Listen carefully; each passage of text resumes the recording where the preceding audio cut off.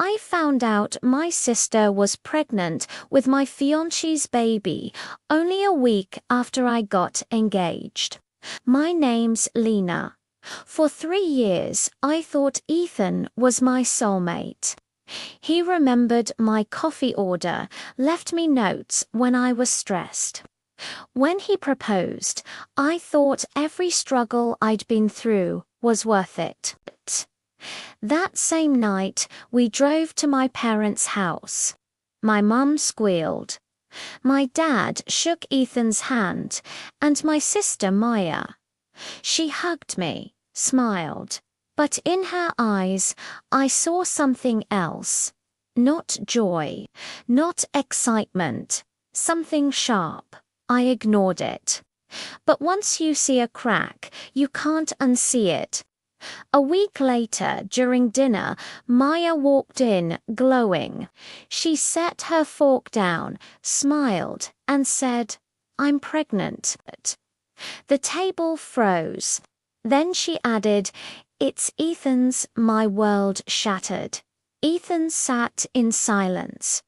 My parents just stared. And Maya.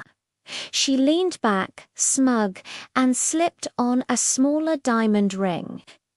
"We're engaged," she announced. That was the night my sister stole my future. 4 days I spiraled. Couldn't eat, couldn't sleep. My mum told me to move on. My dad stayed silent. But on the 7th day, my tears hardened into something sharper.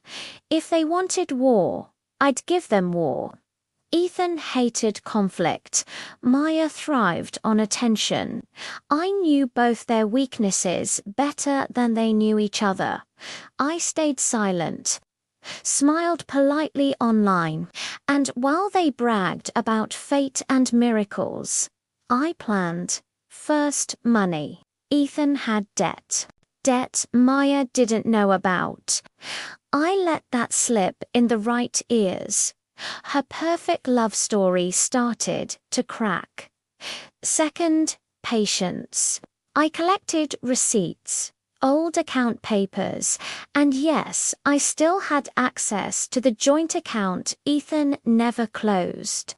Quietly, I froze the funds tied to their wedding expenses. The week before the big day, vendors started canceling. Payments bounced. My parents scrambled. Maya ranted online. I stayed quiet. And then the wedding. She looked flawless in her dress. Ethan looked nervous. I wore black and sat in the back row, calm, waiting. Midway through the vows, Ethan's phone buzzed. He read the notification. His face went pale, account frozen. No florist, no caterer, no happily ever after. The whispers started. Then a groomsman I'd recruited stepped forward. He read aloud a simple note I'd prepared.